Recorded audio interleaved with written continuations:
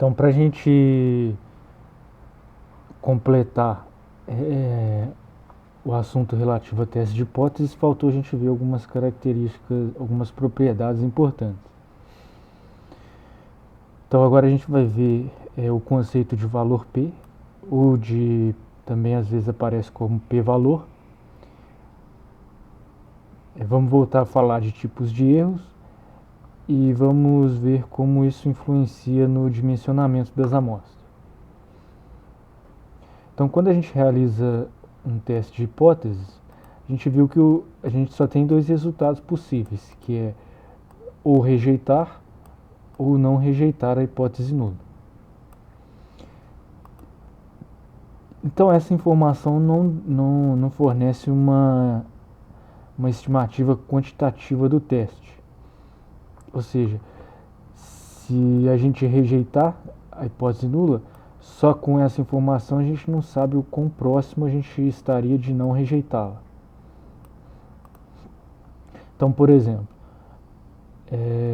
poderia ocorrer da gente rejeitar a hipótese nula e a estimativa está bem próxima do valor crítico.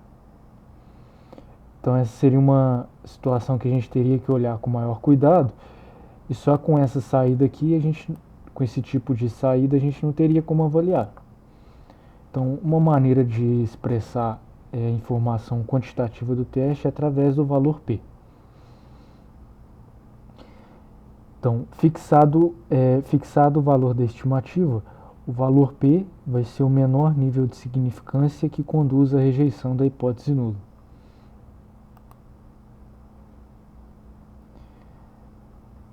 Vamos ver aqui como a gente pode utilizar esse conceito para avaliar um teste de hipótese. Então, imagina que o rendimento de um processo químico está sendo estudado. De experiências prévias, sabe-se que o desvio padrão é de 3%. A média de uma amostra de 40 dias de operação na planta resultou em uma média de rendimento de 90,86%. Deseja-se saber se o rendimento do processo é superior a 90%.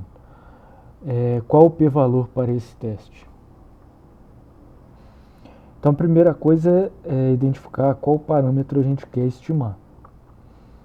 A gente quer estimar aqui o rendimento médio. A gente conhece o desvio padrão populacional e aqui a gente tem uma amostra de 40 elementos, 40 dias. Então a gente pode usar a aproximação pela distribuição normal. Aí o segundo passo seria a gente determinar se o teste é bilateral, unilateral, à esquerda ou à direita. Aqui a gente quer saber se o rendimento do processo é superior a 90%. Então, para garantir que ele vai ser superior, a gente vai ter que colocar aqui um limite, né, de 90 mais uma margem de segurança. Então, seria um teste de hipótese unilateral à direita. Então a gente ficaria aqui com essas hipóteses, né?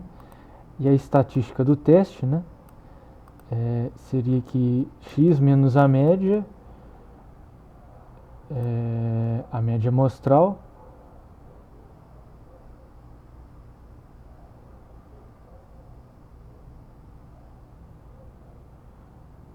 quer dizer, a média da hipótese nula, aqui o desvio padrão populacional e aqui raiz de n.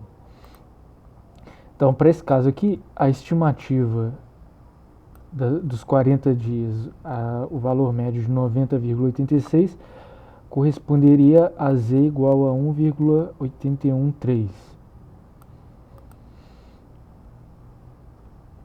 E a probabilidade de z ser maior que esse valor aqui seria 0,0351.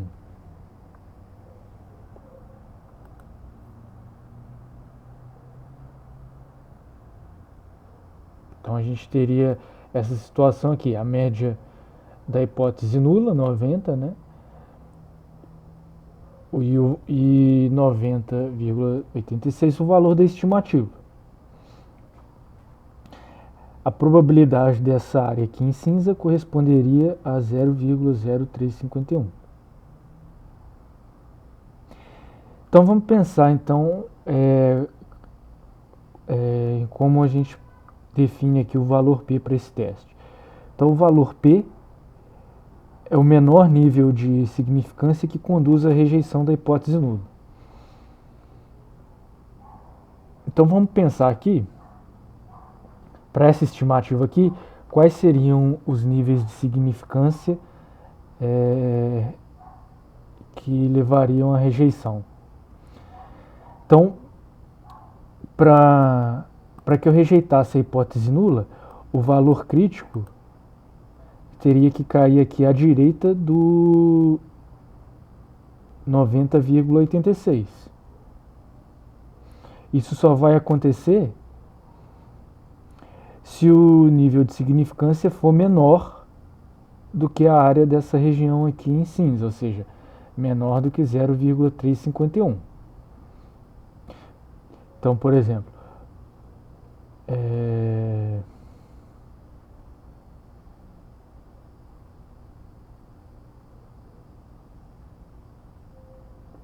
se a gente fixasse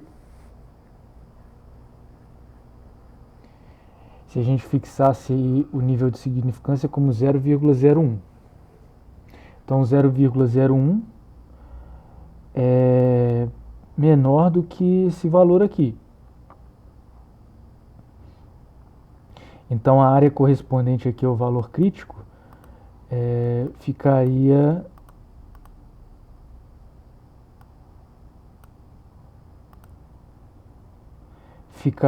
aqui à direita da estimativa. Então a estimativa ficaria fora da região de rejeição para esse nível de significância. Por outro lado, se a gente considerasse aqui o nível de significância de 0,05, seria um valor maior do que 0,0351, então o valor crítico ficaria aqui à esquerda. Então essa estimativa aqui cairia dentro da região de rejeição e a gente rejeitaria a hipótese nula.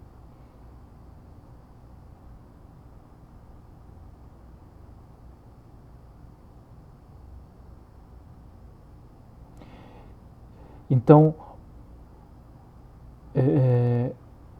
o menor valor aqui de alfa que a gente ainda rejeitaria a hipótese nula seria justamente o valor de 0,351, ou seja, o valor cujo o valor crítico coincidiria aqui com a estimativa. Então, para esse resultado, né, o p-valor vai ser justamente essa probabilidade aqui, 0,351.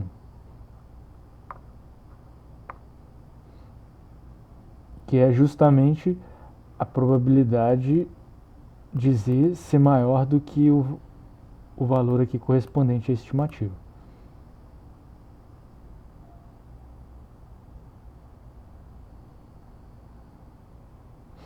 Então, de maneira análoga, a gente pode calcular o p-valor para os outros tipos de teste.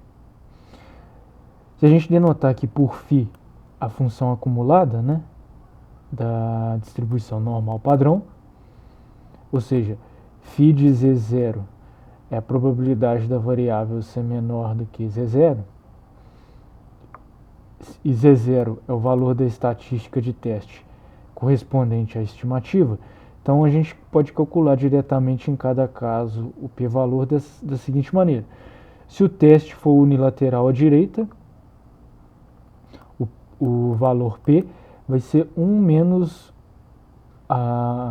o φ de Z0. Se for unilateral à esquerda, vai ser exatamente o φ de Z0. E se for um teste bilateral, o valor P vai ser 2 vezes 1 menos o φ do módulo de Z0.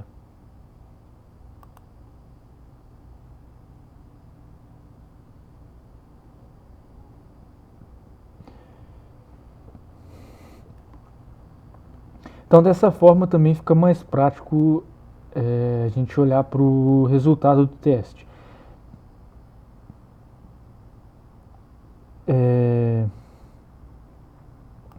Se o valor P for maior do que o nível de significância, então a gente não rejeita. Se o valor P for menor do que o nível de significância, a gente rejeita a hipótese nula.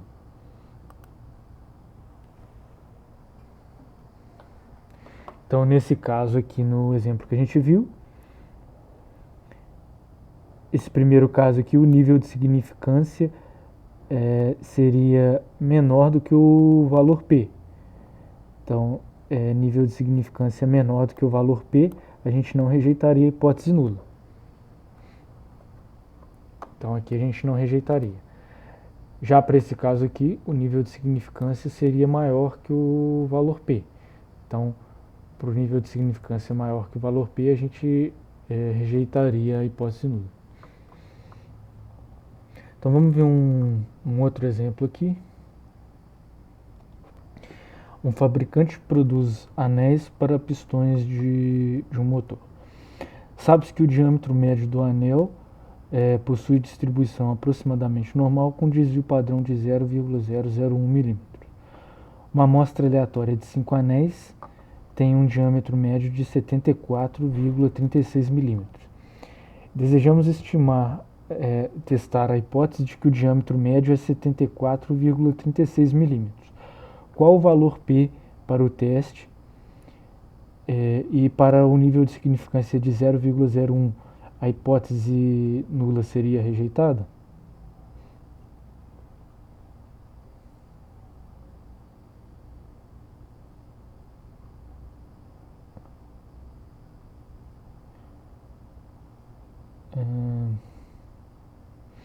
Então, nesse caso aqui, a gente conhece o desvio padrão.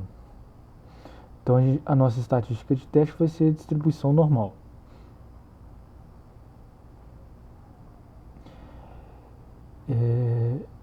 Então, aqui o Z0 vai ser o valor correspondente à estimativa de 74,36.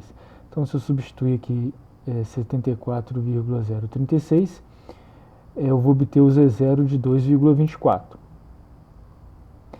Então, o teste aqui é bilateral. Então, é só substituir aqui essa expressão. 2 vezes 1 menos a acumulada do Z0. Então, aqui a gente teria um p-valor de 0,025.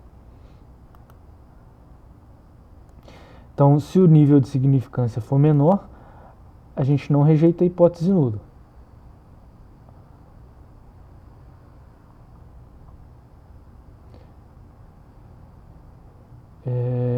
Então, para um nível de significância de 0,01, como é menor do que 0,025, a gente não rejeitaria a hipótese.